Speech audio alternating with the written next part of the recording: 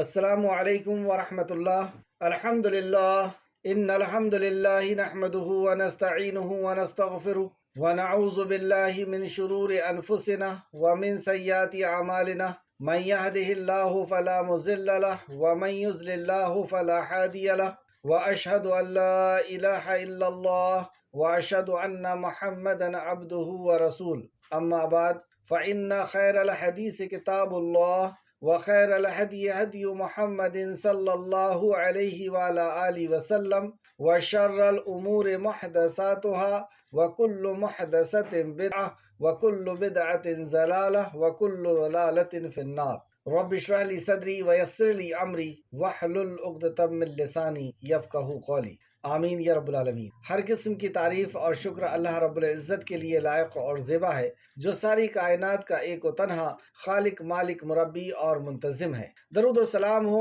انبیاء اکرام پر، خصوصاً نبی مکرم رحمت للعالمین امام الانبیاء محمد صلی اللہ علیہ وسلم پر۔ معزز سامعین اکرام، آج انشاءاللہ تعالی سورہ آل عمران کی آیت نمبر 59 سے کلاس رہے گی۔ اللہ رب العزت سے دعا ہے کہ اللہ رب العزت ہمیں صحیح معنوں میں قرآن مقدس کو سمجھنے، اس پہ غور و فکر کرنے، ایمان لانے اور اخلاص کے ساتھ عمل کر کے لوگوں تک پہنچانے کی توفیق عطا فرمائے، آمین یا رب العالمین۔ لفظی ترجمے پہ غور کریں۔ اعوذ باللہ من الشیطان الرجیم، اے اللہ ہم تیری پناہ میں آتے ہیں شیطان سے، اے اللہ تو شیطان کے مکر و فریب سے ہمیں بچا لے۔ بسم اللہ الرحمن الرحیم، اللہ کے نام سے جو رحمان اور رحیم۔ اس عظیم کام کو ہم اللہ رب العزت کے نام سے شروع کرتے ہیں، جو بڑا مہربان اور بار بار رحم فرمانے والا ہے۔ ان مسئلہ، ان بے شک،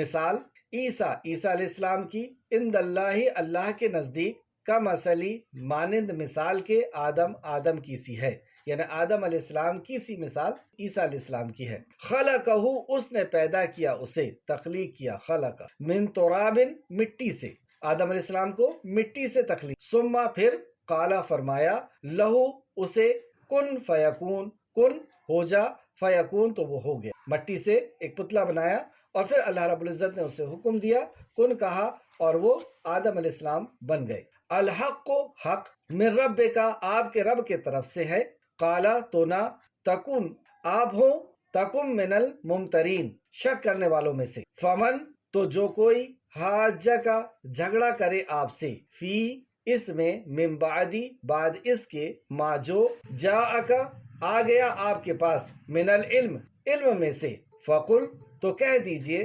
تعالو آؤ، ندعو ہم بلاتے ہیں، ابناءنا اپنے بیٹوں کو، وابناءکم اور تمہارے بیٹوں کو، یعنی حق آ جانے کے بعد یہ نجران سے جو وفد آیا ہے، جو جماعت آئی ہے، جو ٹیم آئی ہے، ان کے سامنے نبی کریم صلی اللہ علیہ وسلم نے اللہ رب العزت کی وحدانیت کا ثبوت پیش کیا، انہیں خالق اور مخلوق کا فرق بتایا، توحید، آخرت اور رسالت کی دعوت پیش کی۔ ان کے سامنے حق آ گیا، وہ پہچان گئے رسول کریم صلی اللہ علیہ وسلم کو، لیکن اس کے بعد بھی وہ اگر انکار کرتے ہیں اور عیسیٰ علیہ السلام کے بغیر والد کے پیدا کیے جانے کی وجہ سے اگر وہ یہ کہتے ہیں کہ یہ اللہ ہے، انسان کی شکل میں اللہ رب العزت خود اس دنیا میں آیا ہے، یا یہ کہتے ہیں کہ یہ عیسیٰ اللہ کے بیٹے ہیں، تو حق آ جانے کے بعد بھی اگر یہ بحث کرتے ہیں تو ان سے کہیے، فمن تو جو کوئی، حاجہ کا جھگڑا کرے آپ سے، فیہی اس میں، من بعدی بعد اس کے، ما جو، جاءکا آ گیا آپ کے پاس، من العلم علم میں سے، فقل تو کہہ دیجئے ان سے، تعالو آؤ، ندعو ہم بلاتے ہیں، ابناءنا اپنے بیٹوں کو، وابناءکم اور تمہارے بیٹوں کو۔ یہ مباہلے کی دعوت دی جا رہی کہ آؤ تم اپنے بیٹوں کو لے کر کے آ جاؤ، ہم اپنے بیٹوں کو لے کر کے آتے ہیں، ونساءنا اور اپنی عورتوں کو، ونساءکم اور تمہاری عورتوں کو، یعنی ہم اپنے مردوں کو بھی بلاتے ہیں اور عورتوں کو بھی بلاتے ہیں، تمہاری بھی مردوں اور عورتوں کو بلاتے ہیں، وانفسنا اور ہم خود بھی، وانفسکم اور تم خود بھی، اور تم بھی آ جاؤ اور ہم بھی آ جائیں اور سب بیٹھ جائیں، اور پھر ثم پھر، نبتہل ہم گڑ گڑا کر دعا کریں، فنجعل پھر ہم کریں، لعنت اللہ لعنت ہو اللہ کی، علی الکاذبین جھوٹوں پر، اور ہم سب بیٹھ کر کے اللہ رب العزت سے دعا کریں اور یہ کہیں کہ جو جھوٹا ہے اللہ سبحانہ وتعالیٰ کی، اس کے اوپر لعنت ہو، اس کے اوپر اللہ کا عذاب آئے، وہ تباہ اور برباد ہو۔ انا بے شک، ھذا یہ، لہوا البتہ وہ، قصص قصے ہیں، الحق جو سچے ہیں، وما اور نہیں، من الہ کوئی الہ مگر، الا اللہ سوائے اللہ کی، وَإِنَّ اور بے شک اللہ لہوا البتہ وہ عزیز حکیم بہت زبردست ہے اور خوب حکمت والا ہے۔ تو جب انہیں مباہلے کی دعوت دی گئی تو انہوں نے انکار کیا، ابھی ہم تفسیر میں اس کے تعلق سے پڑھیں گے۔ فَإِن پھر اگر تولوا وہ منہ پھیر جائیں، فَإِنَّ اللَّهَ تو بے شک اللہ علیم خوب جاننے والا ہے بالمفسدین فساد کرنے والوں کو۔ قل کہہ دیجئے یا اہل الکتاب اے اہل کتاب، تعالو آؤ، الی کلمۃ طرف ایک کلمے کی، ایک بات کے طرف آؤ۔ کون سی بات؟ سوائم جو برابر ہے، بیننا ہمارے درمیان۔ اس بات سے اب ہم بات کو شروع کرتے ہیں، یا اس بات کی طرف ہم آ جاتے ہیں جو تمہارے اور ہمارے درمیان ایک جیسی، اور وہ کیا ہے؟ فبینکم اور تمہارے درمیان، الا کہ نہ نعبدا ہم عبادت کریں، الا اللہ مگر اللہ کی، الا اللہ مگر اللہ کی، ولا اور نہ نشرکا اور ہم شریک کریں، بہی ساتھ اس کے۔ تو اہل کتاب کے نزدیک بھی توحید تھی، شیئن کسی شے کو شریک نہ کرے، ولا اور نہ یتخذا بنائے، بعضنا بعض ہمارا، بعضن بعض کو، اربابن رب، من دون اللہ سوائے اللہ کی، کہ ہم ایک اللہ کی عبادت کریں اور آپس میں کسی کو رب نہ بنائیں۔ فَإِن پھر اگر تولوا وہ منہ پھیر جائیں، وَقُلُوا تو کہہ دو، اشہدو گواہ رہو، شاہد رہو، بے انا کہ بے شک ہم تو مسلمون ہم تو فرمانبردار ہیں، ہم تو مسلم ہیں۔ یا اہل الکتاب اے اہل کتاب، الا کیوں تم جھگڑا کرتے ہو، بحث کرتے ہو، فی ابراہیم کے بارے میں۔ اب یہ یہودی اور نصرانی بھی آپس میں بحث کرنے لگے ابراہیم علیہ السلام کے بارے میں۔ وہ کہتا کہ ابراہیم ہمارے فرقے میں ہے، یعنی یہودی ہے، یہودی یہ کہتا، اور نصرانی کہتے کہ ابراہیم نصرانی ہے۔ تو اللہ رب العزت نے آیت نازل فرمائی، یا اہل الکتاب اے اہل کتاب، الا کیوں تو حاجو کا تم جھگڑا کرتے ہو، فی ابراہیم کے بارے میں علیہ السلام، وما حالانکہ نہیں، انزلتی اتاری گئی، تورات والانجیل اور انجیل، الا مگر، من بعدہ بعد اس کی، افلا کیا بھلا نہیں، تعقلون تم عقل رکھتے، کیا تمہیں اتنی بھی عقل نہیں کہ ابراہیم کے بعد تورات اور انجیل اتاری گئی ہے، تو پھر ابراہیم یہودی اور نصرانی کہاں سے ہو جائیں گے؟ ہا انتم ہاؤلائی جھگڑا کیا تم نے، فیما اس معاملے میں جو ہے، لکم تمہارے لیے بھی، جس کا علم کچھ علم، فلما تو کیا، تو حاجو کا تم جھگڑا کرتے ہو، فیما اس معاملے میں جو، لیسا نہیں ہے، لکم تمہارے لیے بھی، جس کا علم کوئی علم، مطلب ایسے معاملے میں تم بحث کرتے ہو جس معاملے میں تمہیں کوئی علم نہیں، یعنی جس معاملے میں ہمیں علم نہیں ہے اس معاملے میں بحث کرنا کہ ہمیں اجازت نہیں، یا وہ ہماری شان نہیں ہونا چاہیے۔ واللہ اور اللہ، یعلم جانتا ہے، وانتم اور تم، لا تعلمون تم نہیں جان، ما نہ کانا تھا، ابراہیم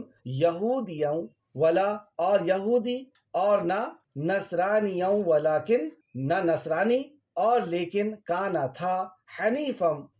مسلم۔ اب اللہ نے فرمایا کہ نہ ابراہیم یہودی تھے نہ نصرانی تھے، بلکہ وہ تو مسلم تھے، وہ تو تابع فرمان تھے اللہ سبحانہ تعالیٰ کے، اور حنیف تھے، یعنی ساری دنیا سے کٹ کر کے صرف اللہ رب العزت کے احکام کو بجا لانے والے تھے، ساری دنیا سارے باطل معبود سے کٹ کر کے صرف ایک اللہ کی عبادت کرنے والے اور مسلم اللہ کے تابع فرمان۔ وما اور نہ کانا تھا وہ، من المشرکین اور وہ مشرکوں میں سے نہیں۔ اللہ سبحانہ تعالیٰ نے آپ کی توحید کی گواہی، انا بے شک، اول الناس قریب تر لوگوں میں سے۔ اب ابراہیم کے قریب تر کون لوگ ہیں؟ تم نے تو بس دعویٰ کیا اپنا کہ ابراہیم یہودی تھے، اور نصرانیوں نے کہا کہ ابراہیم نصرانی تھے، لیکن اصل میں وہ کیا تھے؟ ہمارے بیچ میں بھی ہم خود بھی اپنا محاسبہ کریں کہ ہم اپنا تعلق تو بہت اونچے لوگوں سے کرتے ہیں، لیکن کب ہم ان کے جیسے ہوں گے؟ انا بے شک، اول الناس قریب تر لوگوں میں سے، بے ابراہیم کے، الذین البتہ وہ ہیں جنہوں نے،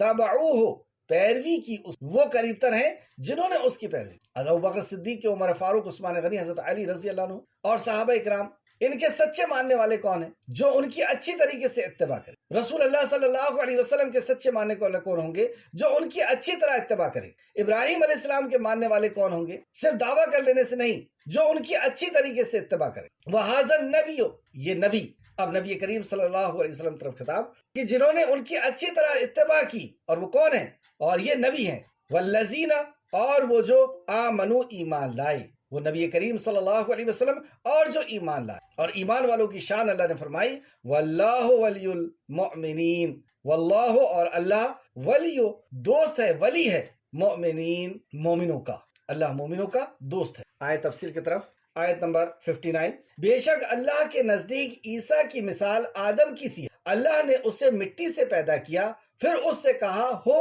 تو وہ ہو گیا. نصرانیوں کا غلو کی جو وجہ تھی، یعنی عیسیٰ علیہ السلام کے مقام میں اتنا زیادہ غلو کرنا، بڑھا دینا کہ آپ کے مقام کو اللہ رب العزت کے مقام سے جوڑ دیا، اس کی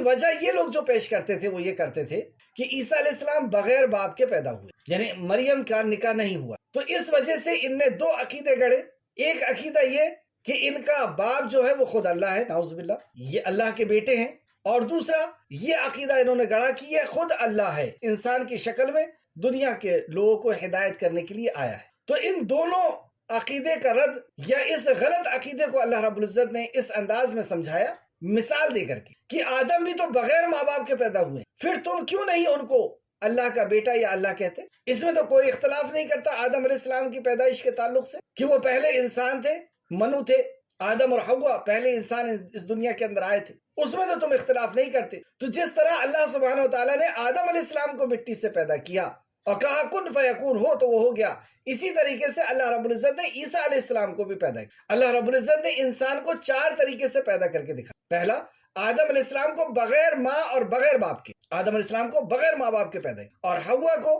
آدم علیہ السلام کی پسلی سے، بائیں پسلی اور جو سب سے چھوٹی اور ٹیڑھی تھی اس سے پیدا کیا، یعنی ہڈی سے پیدا کر کے دکھایا. اور تیسری پیدائش عیسیٰ علیہ السلام کی کہ جن کو بغیر باپ کے اللہ رب العزت نے پیدا کیا. اور چوتھی ہم لوگوں کی پیدائش کہ ماں اور باپ کے ملے جلے نطفے سے اللہ رب العزت نے ہمیں تخلیق کیا، ہمیں پیدا کیا. مثال دے کر کے اللہ رب العزت نے سمجھایا کہ بے شک اللہ کے نزدیک عیسیٰ علیہ السلام کی مثال آدم کی سی ہے، اللہ نے اسے مٹی سے پیدا کیا، پھر اس سے کہا کہ ہو جا تو وہ ہو گیا. معجزاتاً طریقے سے، اس معجزے کی شکل میں اللہ رب العزت نے آدم علیہ السلام کو بھی پیدا کیا، حوا علیہ السلام کو بھی پیدا کیا، اور عیسیٰ علیہ السلام کو بھی پیدا کیا. اور ہماری بھی پیدائش میں اگر ہم غور کریں تو یہ بھی کسی معجزے سے کم نہیں ہے. اس انسان کا وجود میں آنا، اس انسان کا ماں کے رحم کے اندر بننا اور پھر اس دنیا کے اندر تشریف لانا، یہ بھی کسی معجزے سے، یہ آپ کے رب کی طرف سے حق ہے، مطلب اللہ رب العزت. اور اسی طریقے سے نہیں، اگر ہم دنیا کے اندر دیکھیں تو کئی مخلوق اللہ رب العزت نے کئی انداز سے پیدا کیا، الگ الگ طریقے سے. تتلی کو کس طرح پیدا کیا، ایک پیوپے کے اندر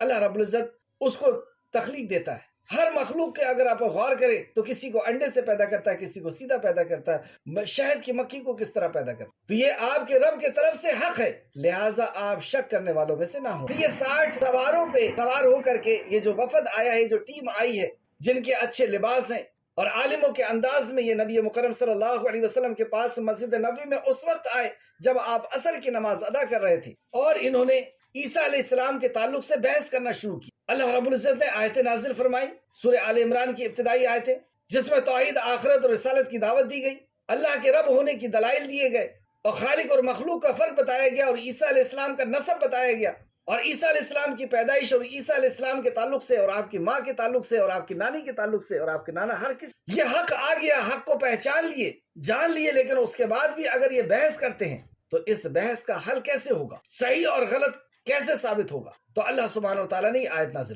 کہ اب یہ طریقہ ہے، اس طریقے سے یہ حق کو اگلیں گے. تو آپ نے کہا پھر علم آ جانے کے بعد، حق آ جانے کے بعد، جو کوئی عیسیٰ علیہ السلام کے متعلق آپ سے جھگڑا کرے، بحث کرے، تو آپ کہہ دیجیے آؤ ہم اور تم اپنے اپنے بیٹوں کو، اپنی اپنی عورتوں کو بلا لیں، یعنی تمہاری طرف کے سارے مرد اور ہماری طرف کے سارے مرد، اور ہماری طرف کے سارے عورتیں اور تمہاری طرف کی ساری عورتیں آ جائیں ایک میدان میں، اور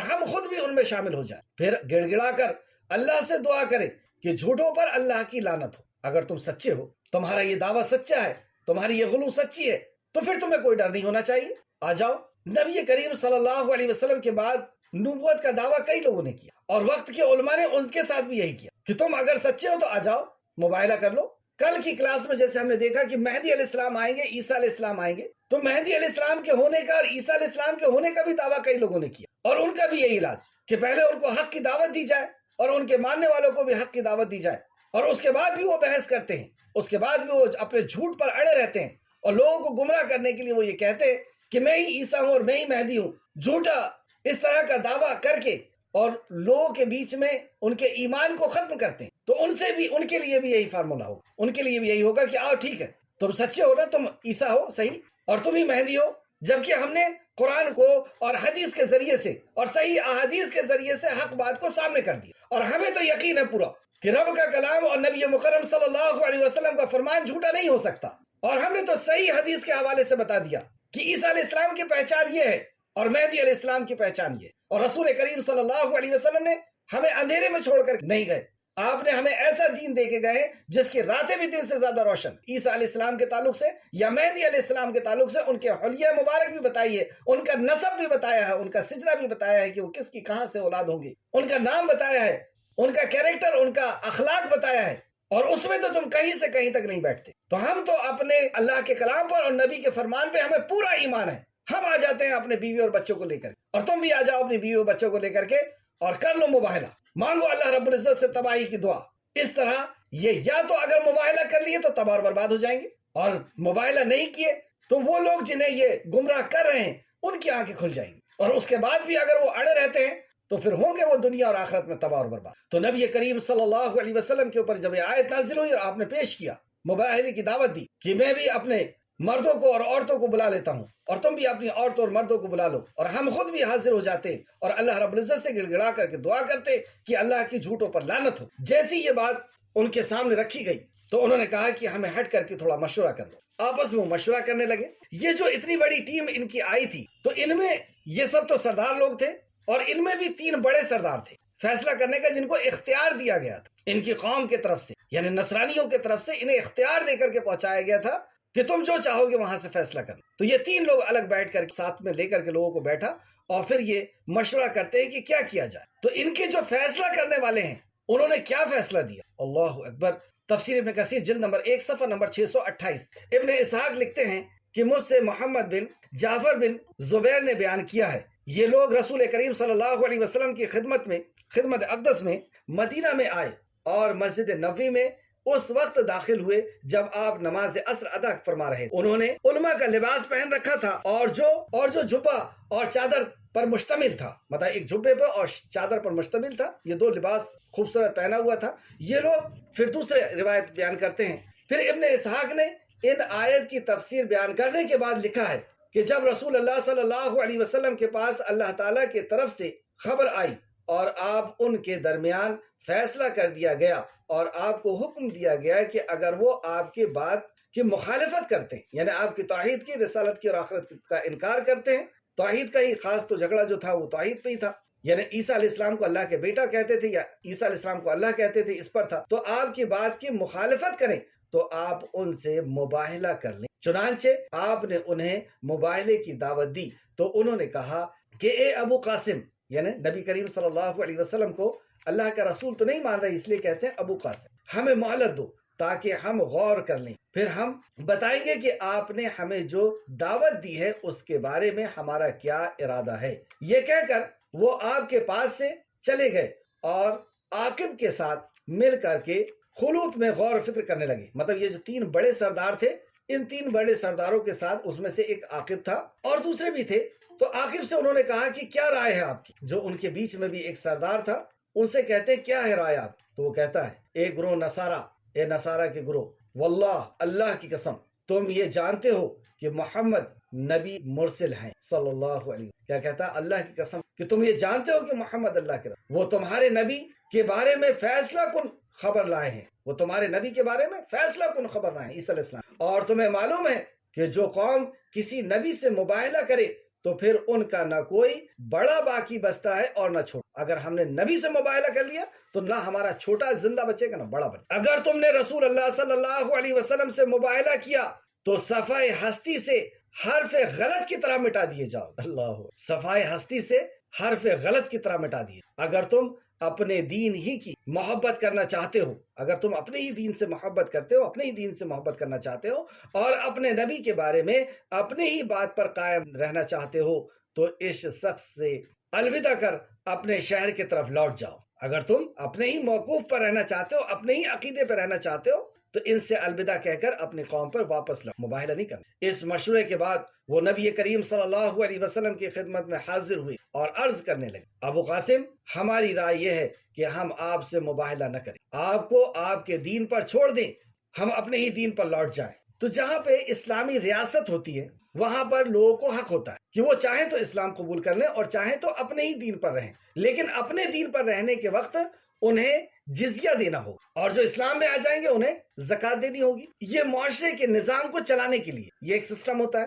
تو انہوں نے کہا کہ ٹھیک ہے، ہم مباہلہ نہیں کرتے، یعنی انہوں نے اپنی ہار مان لی، اور پھر یہ کہا کہ ہم لوٹ جاتے ہیں، ہاں البتہ اپنے ساتھیوں میں سے اپنے پسند کے کسی ایک آدمی کو ہمارے ساتھ بھیج دیں تاکہ وہ مال امور میں ہمارے چند باہمی اختلاف کا فیصلہ کر دے، کیونکہ آپ لوگ ہمارے نزدیک پسندیدہ لوگ ہیں۔ تو آپ میں سے ایک خاص شخص کو جو امانت دار ہے اسے ہمارے ساتھ بھیج، یہی جزیہ لینے کی۔ تفسیر ابن کثیر جلد نمبر 1 صفحہ نمبر 630 اور 631۔ امام بخاری رحمۃ اللہ علیہ نے حضرت حذیفہ رضی اللہ عنہ سے روایت کیا ہے کہ وہ وفد نجران کے سردار عاقب رسول کریم صلی اللہ علیہ وسلم کی خدمت میں حاضر ہوئے۔ ان کا ارادہ مباہلہ کرنے کا تھا۔ ان میں سے ایک نے اپنے ساتھی سے کہا کہ تم رسول اللہ صلی اللہ علیہ وسلم سے مباہلہ نہ کرنا، کیونکہ اگر آپ اللہ کے نبی ہیں اور ہم نے آپ سے مباہلہ کر لیا تو نہ ہم بچیں گے اور نہ ہماری آئندہ نسلیں بچیں۔ اگر ہم نے رسول اللہ سے خود آپس میں کہہ رہے ہیں کہ یہ اللہ کے رسول ہیں، اور اگر ہم نے مباہلہ کر لیا تو نہ ہم بچیں گے نہ ہماری نسلیں بچیں گی۔ دونوں نے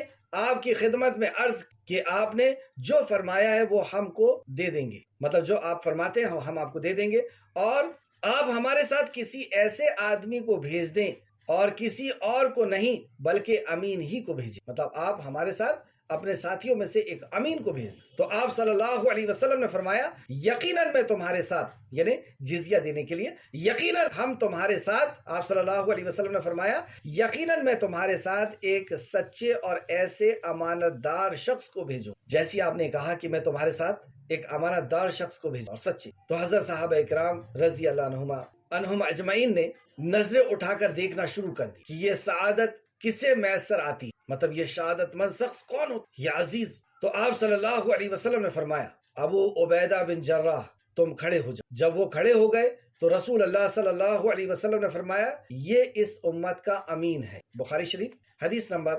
4380۔ اسی طرح ایک اور حدیث ملتی ہے، امام بخاری نے حضرت انس رضی اللہ عنہ سے روایت کو بیان کیا ہے کہ رسول اللہ صلی اللہ علیہ وسلم نے فرمایا، ہر امت کا ایک امین ہوتا ہے، اور اس امت کا امین ابو عبیدہ بن جراح رضی اللہ۔ بخاری شریف حدیث نمبر 4382۔ ابو عبیدہ بن جراح، کیا ہے ان صفات اور کیا ان کا کیریکٹر تھا، کیا ان کے اخلاق تھے، یہ کیسے اطاعت گزار تھے؟ اگر دیکھنا ہو تو آپ دیکھیں حیات صحابہ کے درخشہ پہلو، یعنی صحابہ کی سیرت کی جو کتاب ہے حیات صحابہ کے درخشہ پہلو، اس میں آپ دیکھیں کہ ابو عبیدہ بن جراح کیسی شخصیت تھی جسے رسول کریم صلی اللہ علیہ وسلم نے اس امت کا امین کہا۔ امام احمد نے حضرت ابن عباس رضی اللہ عنہ کی روایت کو بیان کیا ہے کہ ابو جہل، دیکھیے مباہلے کے تعلق سے یہ حدیث سماعت کریں، امام احمد رحمۃ اللہ علیہ نے حضرت ابن عباس رضی اللہ عنہ کی روایت کو بیان کیا ہے کہ ابو جہل نے کہا کہ اگر میں محمد صلی اللہ علیہ وسلم کو کعبہ کے پاس نماز پڑھتے ہوئے دیکھوں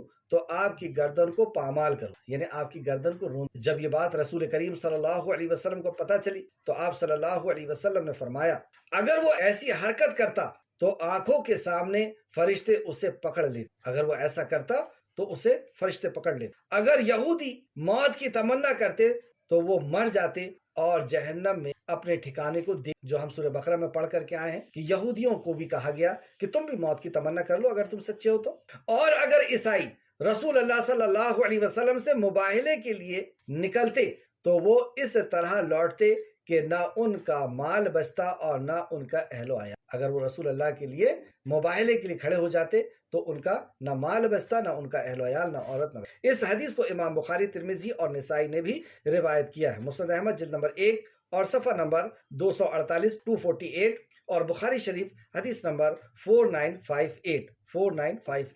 تو یہ نبی کریم صلی اللہ علیہ وسلم کی رسالت کی ایک اور دلیل، مباہلے کا انکار کرنا، کہ واقعی نبی کریم صلی اللہ علیہ وسلم اللہ کے بندے اور اس دیکھیے رسول کریم صلی اللہ علیہ وسلم کے اوپر جتنا زیادہ ہمارا ایمان ہوگا، جتنا مضبوط ہمارا ایمان، اتنا ہی مضبوط آپ کی خبر پر بھی ایمان ہو۔ اور رسول کریم صلی اللہ علیہ وسلم کی نبوت کی بہت سی دلیلیں ہیں، جیسے آپ کا اخلاق، آپ کا کیریکٹر اس بات کی گواہی ہے کہ واقعی محمد الرسول اللہ اللہ کے رسول۔ ابھی وقت نہیں ہے، ورنہ میں آپ کو اگر کیریکٹر کے بارے میں اگر ہم بات کریں تو کئی دن نکل جائے۔ آپ کا کیسا اخلاق تھا اور کس دور میں ایسا اخلاق، جبکہ آپ کے اوپر کوئی سرپرست نہیں تھا، باپ بھی نہیں تھے، ماں بھی نہیں، اور ایسا ماحول کہ جس ماحول میں کرائم جو ہے وہ فیشن ہو گیا، لیکن اس وقت بھی رسول کریم صلی اللہ علیہ وسلم کا کیریکٹر، اس وقت بھی آپ کا اخلاق، یہ اس بات کی دلیل تھی کہ آپ اللہ کے رسول۔ دوسرا، قرآن کا نزول آپ کے اوپر ہونا، یہ اس بات کی دلیل تھی کہ آپ اللہ کے رسول۔ اور کیسا قرآن کہ جو خود اپنے آپ پر چیلنج کرتا ہے، جو اپنی صداقت پہ خود چیلنج کرتا ہے۔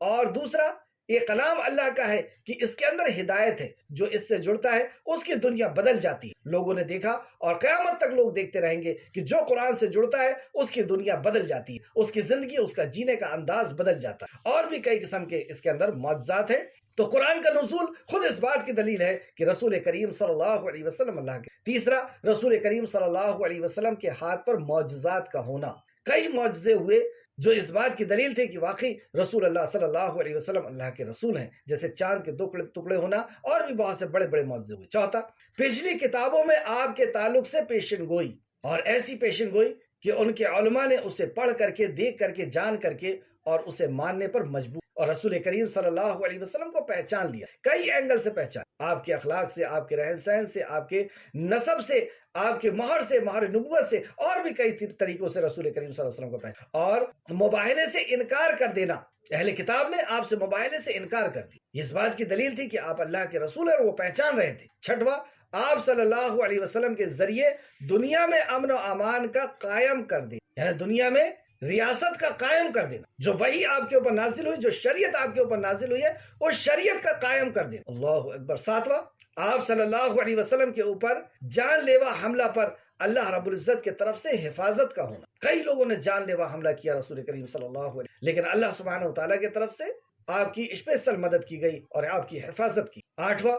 ہر مشکل کے موقع پر آپ کی مدد و نصرت کی گئی اللہ سبحانہ وتعالیٰ کی۔ اور ایسی کئی دلائل ہے کہ نبی کریم صلی اللہ علیہ وسلم، آپ سیرت کا مطالعہ کریں، اور جتنا زیادہ ہم سیرت کا مطالعہ کرتے ہیں اتنا زیادہ ذہن کھلتا ہے کہ واقعی رسول کریم صلی اللہ علیہ وسلم اللہ رب العزت کی طرف سے پہنچائے ہوئے ہمارے لیے رسول اور نبی۔ تو یہ مباہلے کا انکار کر کے اور وہاں سے چلے جاتے ہیں، اور ایک امین کو لے کر کے جاتے ہیں اس امت کے، ابو عبیدہ بن جراح رضی اللہ عنہ کو، اور ان سے جزیہ دینا قبول کر لیتے۔ بے شک یہی بیان سچا ہے، اللہ رب العزت فرماتا، بے شک یہی بیان سچا ہے، اللہ کے سوا کوئی معبود نہیں، اور بے شک اللہ ہی غالب خوب حکمت والا، بے شک یہی بات سچ۔ پھر اگر وہ منہ موڑے، اب یہ حق آ جانے کے بعد بھی اگر وہ منہ موڑتے ہیں، پھر اگر وہ منہ موڑے تو بے شک اللہ فساد کرنے والوں کو خوب جان۔ اگر وہ اس کے بعد بھی منہ موڑتے ہیں، یعنی رسول کریم صلی اللہ علیہ وسلم کو پہچان لینے کے بعد بھی ان کے اوپر ایمان لانے سے انکار کرتے، اطاعت و فرما برداری سے انکار کرتے۔ ہم بھی اپنا آپ کا جائزہ لیں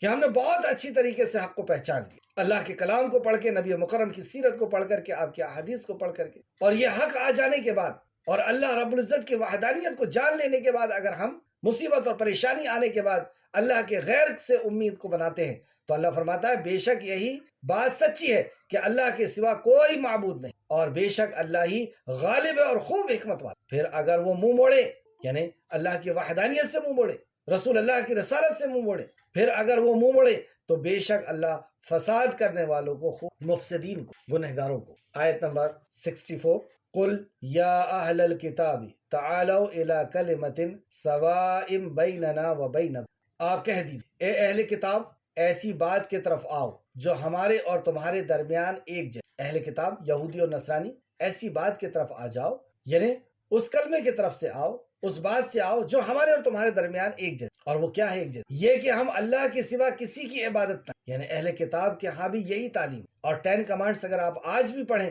تو اس میں بھی سب سے پہلا حکم ان کا جو ہے وہ یہی ہے کہ اللہ بول کر کے کسی اور مخلوق کی عبادت نہیں کرنا، چاہے وہ پتھر میں کا ہو، چاہے وہ پہاڑ میں، کسی کا پیڑ میں سے ہو۔ تو آؤ اس بات کی طرف۔ آج بھی مسلمانوں کے اندر یا ہمارے بیچ کے اندر جو اختلافات ہیں، انہیں بھی بات یہاں سے شروع کرنا چاہیے. کیا ہمارے نزدیک یہ بات ایک جیسی نہیں ہے؟ لا الہ الا اللہ محمد رسول اللہ، کہ اللہ کے سوا کوئی عبادت کے لائق نہیں، اور محمد رسول اللہ صلی اللہ علیہ وسلم اللہ کے بندے اور اس کے. کیا ہمارے نزدیک قرآن و حدیث ایک جیسا نہیں؟ تو یہاں پر دعوت دی گئی کہ یہاں سے بات کو شروع کرو، جو تم میں اور ان میں ایک جیسی ہے وہاں سے بات کو شروع. تو ہم بھی جب بات میں آپس میں شروع کریں تو وہاں سے بات کو شروع کریں جو ان میں اور ہم میں ایک جیسی ہے. ان کے پاس ہمارے پاس قرآن ایک جیسا ہے، ان کے پاس ہمارے پاس رسول کریم صلی اللہ علیہ وسلم کا مقام و مرتبہ ایک جیسا ہے، آپ کی احادیث، آپ کی سنت، آپ کے اقوال، آپ کا حکم ایک جیسا ہے. تو آپ کہہ دیجئے اے اہل کتاب، ایسی بات کی طرف آؤ جو ہمارے اور تمہارے درمیان ایک جیسی، یہ کہ اللہ کے سوا کوئی معبود نہیں، کوئی عبادت کے لائق نہیں، اور اس کے ساتھ کسی کو شریک نہ ٹھہرائے، اور اللہ کے ساتھ کسی کو شریک نہ ٹھہرائے. توحید اور شرک یہ تو سب میں ایک جیسا. ہم میں سے کوئی اللہ کے سوا کسی کو رب نہ بنائے، ہم میں سے کوئی اللہ کے سوا کسی کو رب نہ، یعنی حلال و حرام صرف اللہ رب العزت کا ہوگا، شریعت اللہ کی ہوگی، عبادت صرف اللہ کی ہوگی. تو ہم میں کوئی آپس میں ایک دوسرے کو رب نہ بنائے. جیسے سورہ توبہ کی آیت نمبر 31 میں بھی اللہ نے فرمایا اتخذوا احبارهم ورهبانهم اربابا من دون اللہ، تم نے اپنے عالموں اور درویشوں کو رب بنا لیا. آگے اللہ فرماتا پھر اگر وہ منہ موڑ لے، مطلب اس بات کے اوپر بھی کہ جو ان کے اور ہمارے درمیان ایک جیسے، اس بات پر بھی اگر وہ منہ موڑ لے تو کیا ہے پھر ان کے لیے؟ پھر اگر وہ منہ موڑ لے تو کہہ دیجیے اس بات کے گواہ رہو کہ بے شک ہم اللہ کے فرما بردار ہیں، بے شک ہم مسلم ہیں. اس بات کے تم گواہ ہو جاؤ کہ ہم تو اللہ کے کلام پر اور نبی کے فرمان پر ہی چلے، ہم تو توحید کا کہ علم بردار ہیں، شرک کا انکار کرنے والے ہیں، اور ہم آپس میں ایک دوسرے کو رب بنانے والے نہیں ہیں، ہم مسلم ہیں، اللہ رب العزت کے تابع فرمان. یہ ایک ایسی عظیم الشان آیت ہے. اس آیت کو موضوع بنا کر کے رسول کریم صلی اللہ علیہ وسلم نے بادشاہ کو خط لکھا. آپ جیسے کہ جانتے ہیں کہ نبی مکرم جب مکہ سے مدینہ تشریف آئے، آپ نے ریاست قائم کی اور لوگوں نے اس کو ختم کرنے کی کوشش کی، اس ریاست کو، اس قانون کو، اس شریعت کو، اور پوری دنیا ٹوٹ پڑی اس اسلام کے ریاست کو ختم کرنے کے لیے. تو اللہ رب العزت نے حکم دیا، اور اللہ رب العزت کے حکم سے ان سے لڑائی کی گئی، ان سے ظلم کے خلاف لڑا گیا، اور اللہ رب العزت کی مدد آئی. پھر اس کے بعد اللہ نبی کریم صلی اللہ علیہ وسلم نے بادشاہوں کے نام پر خط لکھا، کیسر کے نام پر، کسرا کے نام پر، اور بھی دوسرے مقامات پر پہنچایا. تو اسی طریقے سے ایک خط آپ نے پہنچایا جو نبی کریم صلی اللہ علیہ وسلم نے ہرقل کے طرف ارسال فرمایا تھا، یعنی پہنچایا تھا ہرقل کے طرف. اس میں لکھا ہوا تھا، اس خط میں نبی کریم صلی اللہ علیہ وسلم نے وہ خط لکھوایا، اور پھر آپ نے اپنی مہر لگائی، سیل لگائی، جس مہر میں لکھا ہوا تھا محمد رسول اللہ. نیچے لکھا ہوا تھا محمد، اس کے اوپر رسول، اور اس کے اوپر اللہ. محمد رسول جو آپ کی انگوٹھی کے اوپر تھا، اور اس انگوٹھی سے آپ نے اس پہ سیل لگا کہ یہ رسول کریم صلی اللہ علیہ وسلم کی طرف سے آیا ہوا خط ہے. اور خط لے کر کے ایک صحابی کو بھیجا، اور وہ ہرقل کے سامنے لے جا کر کے اس خط کو. تو اس خط میں کیا لکھا تھا، کیا لکھوائے تھے نبی کریم صلی اللہ علیہ وسلم؟ تو اس میں لکھا ہوا تھا بسم اللہ الرحمن الرحیم من محمد رسول اللہ الی ہرقل عظیم روم سلام علی من اتبع الہدی. مطلب سلام بھی کہا. ترجمہ اس طرح ہے، اللہ کے نام سے شروع جو بڑا مہربان اور بار بار رحم فرمانے والا ہے، محمد رسول اللہ کے طرف سے روم کے بادشاہ ہرقل کے نام. مطلب یہ خط لکھنے کا انداز آپ دیکھیں، محمد رسول اللہ کے طرف سے روم کے بادشاہ ہرقل کے نام. سلام ہو اس شخص پر جو ہدایت کی پیروی کرے. سلام کس طریقے سے کیا جائے گا جو بھی ایمان میں نہیں ہے؟ سلام علی من اتبع الہدی، کہ سلام ہوا وہ اس شخص پر جو ہدایت کی پیروی. اما بعد، اس کے بعد میں تمہیں اسلام کی دعوت دیتا ہوں. پھر نبی مکرم لکھا ہے کہ لکھو میں تمہیں اسلام کی دعوت دیتا ہوں، مسلمان ہو جاؤ، سلامت رہو گے، اسلام قبول کر لو، اللہ تعالیٰ تمہیں دوگنا اجر و ثواب عطا فرمائے، دوگنا اجر عطا فرمائے. یعنی پہلے اہل کتاب تھے اور اب تم اس کتاب کو قبول کرتے ہو تو ڈبل اجر ملے. اگر تم نہ مانا تو پھر کسانوں کا گناہ بھی تم پر ہوگا، مطلب تمہاری رعایا کا گناہ بھی تم پر ہوگا. ایک طرف دعوت دی پہلے، اور دعوت کا فائدہ بتایا،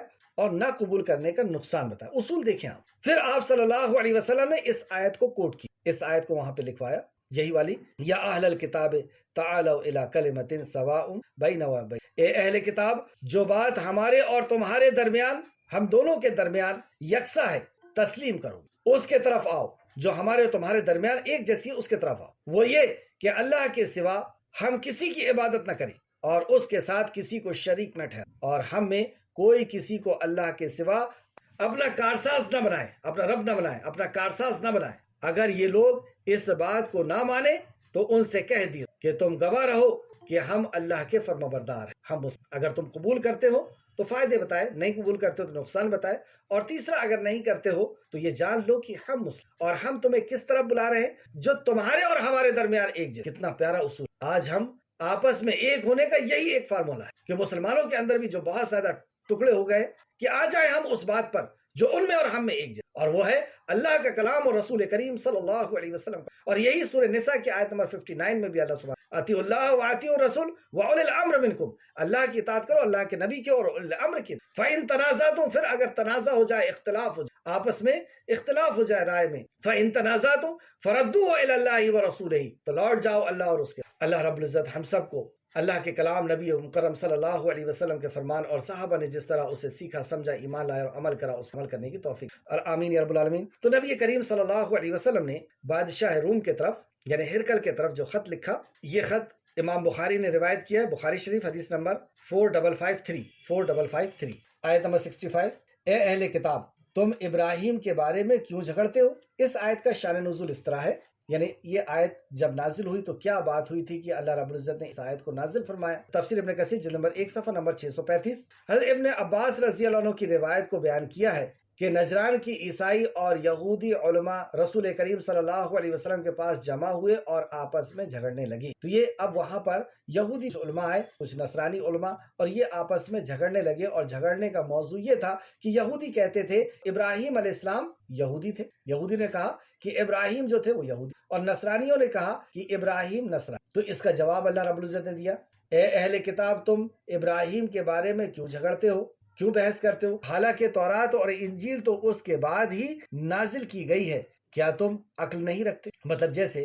آج کوئی صحابہ کے بارے میں جھگڑا کرے کہ وہ فلاں جماعت سے ان کا تعلق، فلاں جماعت سے ان کا تعلق، تو وہ بیوقوف ہے ایسا جھگڑا کرنے والا، کیونکہ جب صحابہ تھے تب یہ جماعتیں ہی نہیں تھی، ایک ہی جماعت تھی اور ایک ہی کانسیپٹ تھا کہ اللہ کا کلام صلی اللہ علیہ وسلم کا فرمان، اور اسی کو فالو کرتے تھے، اسی پر عمل کرتے تھے۔ تو تم یہ جھگڑا کیوں کرتے ہو جبکہ ابراہیم تو اس وقت تھے جب نہ تورات نازل ہوئی تھی، نہ زبور نازل ہوا تھا، نہ موسیٰ علیہ السلام تھے، نہ عیسیٰ علیہ السلام تھے، وہ تو ان کے پہلے سے تھے۔ تو حالانکہ تورات اور انجیل تو اس کے بعد ہی نازل کی گئی ہے، کیا تم عقل نہیں رکھتے؟ کیا تم اتنی عقل نہیں؟ افلا تعقلون، آگاہ رہو، تم وہ لوگ ہو کہ تم نے اس بات میں جھگڑا کیا جس کا تمہیں کچھ، یعنی آپس میں تم نے بحث کیا جبکہ تمہارے پاس علم نہیں تھا۔ تو پتہ یہ چلا کہ بغیر علم کے بحث کرنے کا ہمیں کوئی بھی حق نہیں ہے۔ اگر ہمارے پاس علم ہے تو ہم بحث کر سکتے ہیں کسی بھی موضوع، اور اگر علم نہیں ہے تو ہمیں حق۔ تو اللہ نے فرمایا آگاہ رہو، تم وہ لوگ ہو کہ تم نے اس بات میں جھگڑا کیا جس کا تمہیں کچھ علم نہیں، تو اب تم اس چیز کے بابت کیوں جھگڑتے ہو جس کا تمہیں کوئی علم نہیں؟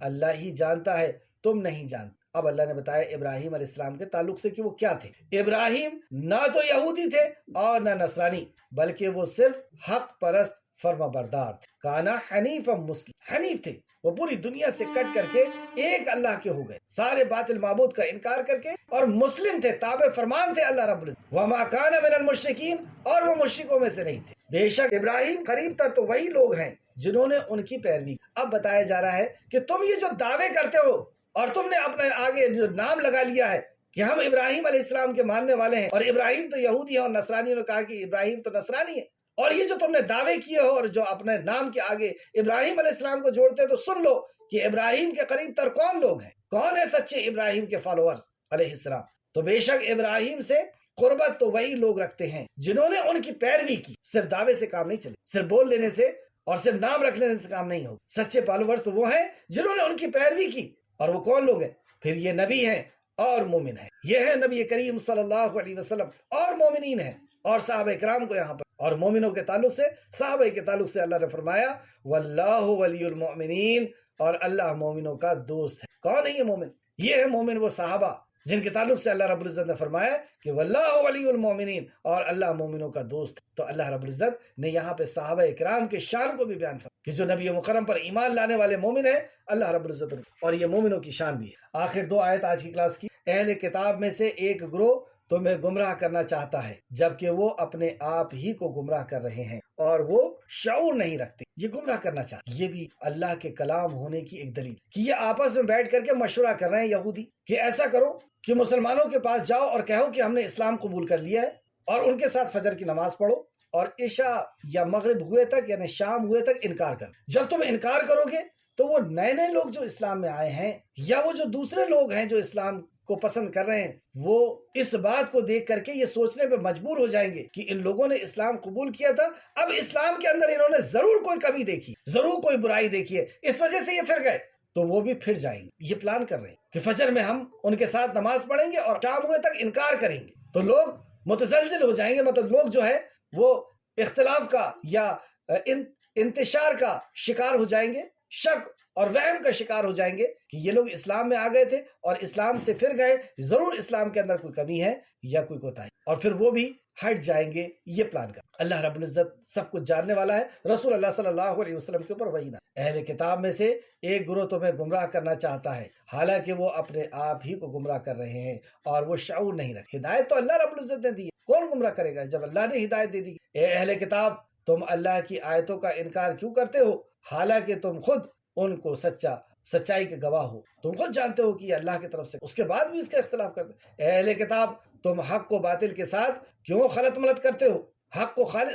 کو باطل کے ساتھ کیوں خلط ملط کرتے ہو، اور تم جانتے بھی ہو، جانتے بوجھتے ہوئے حق کو کیوں چھپاتے ہو۔ آج یہ آیت اگر ہم پڑھیں ہم اپنے آپ کو سوچ کر کے، تو واقعی ہم حق کو باطل کے ساتھ کس طرح خلط ملط کر رہے ہیں۔ ہماری شادی کے فنکشنز کو دیکھیں، ہمارے لین دین کو دیکھیں، ہمارے رشتہ داریوں کو دیکھیں، ہمارے پڑوسیوں کے ساتھ اخلاق کو دیکھیں، ہر چیز میں کہیں اسلام ہے، کہیں یہودیت ہے، کہیں نصرانیت ہے، کہیں خود ساختہ بنایا ہوئے اصول ہے۔ یہ حق کے ساتھ باطل کو خلط ملط کرنا، انہوں نے تورات اور انجیل میں سے کچھ چیز نکالی اور کچھ چیز داخل کر دی۔ ہم نے اللہ رب العزت کے کلام میں تو کچھ کر نہیں سکتے، کیونکہ اللہ نے کلام کی حفاظت کی ذمہ داری لے لی۔ نحن نزلنا الذکر وإنا لہ لحافظون، ہم اس میں تو نہیں کر سکے، تو ہم نے اپنی زندگی کے لائف سٹائل میں ہم نے بدلاؤ کر کہ تھوڑا سا اسلام ہے، تھوڑا سا کچھ اپنا مرضی ہے، تھوڑی سی نصرانیت ہے، تھوڑی سی یہودیت ہے، تو تم حق کو باطل کے ساتھ کیوں خلط ملط کرتے ہو، اور آخر تم جانتے ہو اور حق کو جاننے کے باوجود کیوں چھپاتے ہو؟ تو انہوں نے چھپایا تھا رسول کریم صلی اللہ علیہ وسلم کی رسالت کو، اور ہم کیوں چھپا رہے ہیں پھر رسول اللہ کی رسالت کو؟ ہم کیوں چھپا رہے ہیں اللہ رب العزت کے کلام کو؟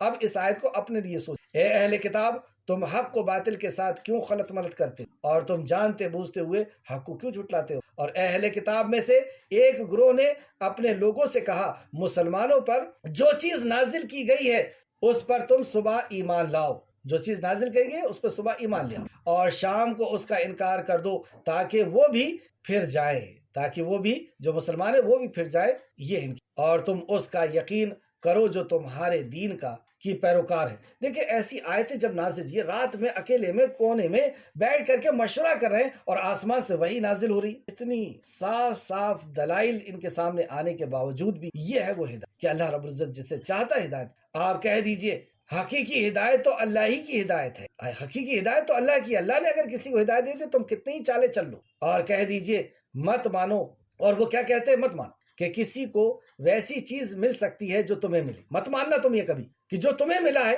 یعنی جو تمہیں انجیل ملی ہے اور جو عیسیٰ ملے ہیں کسی اور کو مل سکتا ہے، یہ مانو مت، تم یہ اڑ جاؤ اس بات، یا جس سے وہ تمہارے رب کے ہاں تم پر حجت قائم کرے، اگر تم مان لو گے تو رب کے ہاں تمہارے لیے حجت قائم کریں گے، دنیا میں بھی حجت قائم، کہہ دیجیے۔ اب نبی مکرم سے کہا کہ ان کے اس پلاننگ میں اور ان کی سوچ میں اور ان کے اس میں بے شک فضل اللہ کے ہاتھ میں ہے، وہ جس کو چاہتا ہے عطا فرماتا، اور اللہ وسعت والا اور خوب جاننے والا، وہ ہے علیم، وہ ہے حکیم۔ تو یہ نبوت اور رسالت کس کو دینا ہے؟ یہ اللہ رب العزت کے اختیار میں، اللہ جس سے چاہتا ہے کتاب کا علم عطا فرماتا ہے، تو بے شک فضل اللہ کے ہاتھ میں ہے۔ یعنی ان کا جو اختلاف اصل جڑ تھی وہ یہی تھی کہ ہمارے ہاں نبی کیوں نہیں آئے، بنی اسرائیل میں نبی کیوں نہیں آئے، تو اللہ نے فرمایا کہ کہہ دیجئے کہ بے شک فضل اللہ کے ہاتھ، وہ جس کو چاہتا ہے عطا کرتا ہے، اور اللہ وسعت والا اور خوب جاننے والا ہے، وہ خاص کرتا ہے اپنی رحمت سے جسے چاہتا، اور اللہ بڑے فضل والا۔ آیت نمبر 74 تک آج کی کلاس رہی۔ اللہ رب العزت سے دعا ہے کہ جو کچھ بھی ہم نے پڑھا اے خالق مالک، اس پہ ہمیں مزید غور و فکر کرنے کی توفیق عطا فرما، اس میں جو احکام و مسائل تھے اس کو جاننے سمجھنے، جو اوامر و نواہی ہے اور جو بھی اس کے اندر نصیحتیں ہیں اس نصیحتوں کو سمجھنے اور اخلاص کے ساتھ اس پر عمل کرنے کی توفیق عطا فرما۔ جب تک کہ خالق مالک ہمیں زندہ رکھ، ایمان اور اخلاص کے ساتھ، عمل صالح کے ساتھ ہمیں زندہ رکھ، اور ہمارا خاتمہ بالخیر فرما، اور نیکوکاروں کے ساتھ ہمارا شمار فرما دے، آمین یا رب العالمین۔ السلام علیکم ورحمۃ اللہ وبرکاتہ۔